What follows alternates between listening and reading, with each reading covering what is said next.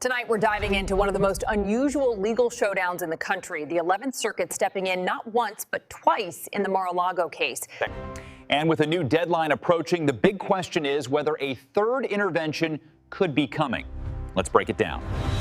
The 11th Circuit Court of Appeals has already stepped in twice to correct Judge Aileen Cannon's controversial decisions in the Mar-a-Lago classified documents case. And now, as the clock ticks down on yet another crucial deadline, one question is hanging over the entire legal world. Is a third reversal on the way? Let's break it down.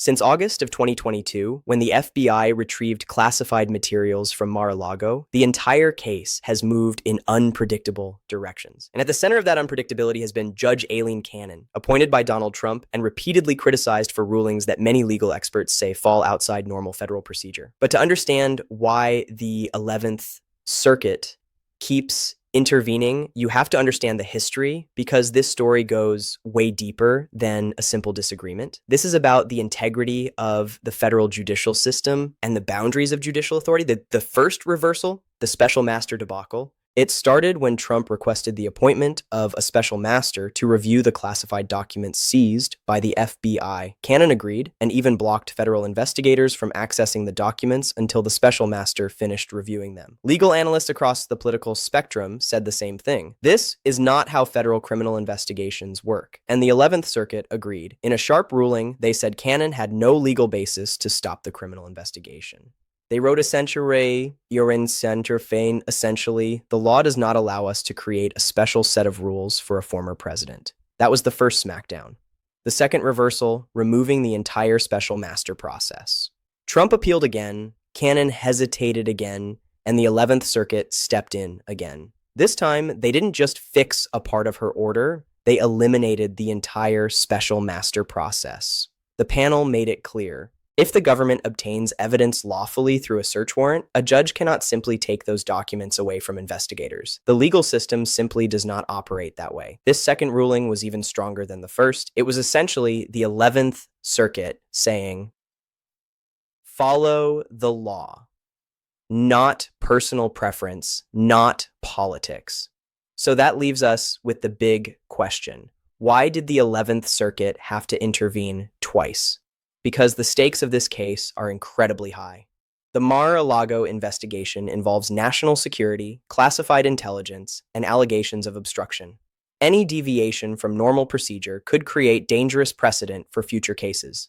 And because Cannon is relatively new to the federal bench, the Court of Appeals is making it clear that this process must follow established law, without exception. Which brings us to today. The potential third reversal, the countdown begins. Right now, Cannon has been given 60 days to decide whether to release Volume 2 of the Special Counsel's closing report related to the Mar-a-Lago documents. This comes from a Freedom of Information Act lawsuit filed by American Oversight and the Knight Foundation, two public interest groups pushing for transparency.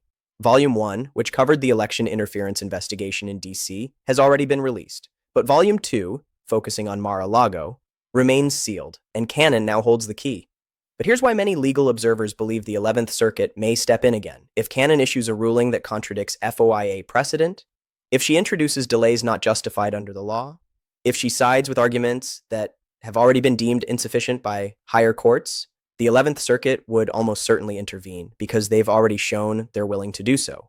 Why does this keep happening? Legal analysts point to three main reasons. Reason number one, strict procedural requirements. Federal criminal investigations follow extremely specific rules. Deviations, even small ones, can undermine entire cases. The 11th Circuit is making sure the rules are followed precisely. Reason number two, consistency with precedent. Judges cannot simply invent new procedures without legal grounding. Cannon's rulings, in the view of the 11th Circuit, strayed too far from the established case law. Reason number three, protecting judicial credibility. In a case involving a former president, the courts know the world is watching. Any hint of favoritism or improvised procedure could damage the credibility of the judiciary. So the 11th Circuit has stepped in, not to target Cannon personally, but to protect the institutional stability of federal law. What happens if the 11th Circuit steps in a third time? If Cannon issues a ruling that cannot be supported by law or precedent, there are several possible outcomes. Lele ayer enir frei walerer. Istai yer aseu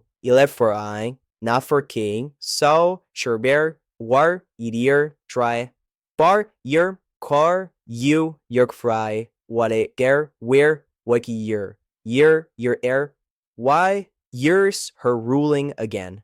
They could issue more detailed instructions, limiting her discretion. In extreme circumstances, although rare, they could reassign parts of the case to another judge. And while reassignment is unlikely, the mere fact that legal experts are discussing it shows how unusual this case already is. Why this matters politically and legally.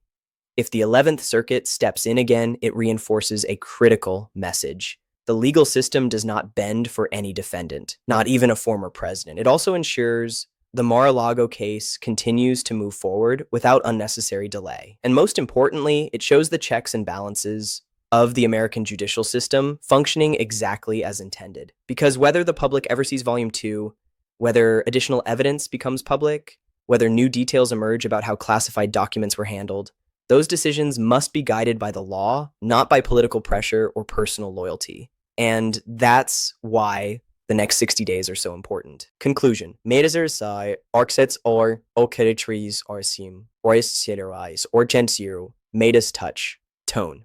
The 11th Circuit has made itself clear. Twice they stepped in. Twice they corrected decisions that risked undermining the investigation. Twice they reaffirmed that no individual gets special treatment, not even a former president. And now, as Judge Cannon faces yet another pivotal moment, the legal community is watching closely. Because if the past is any indicator, a third reversal may already be on the horizon. If you want clear legal breakdowns without the spin, hit subscribe, share this video, and stay tuned. The countdown has already begun, and the 11th Circuit may be ready to act once again.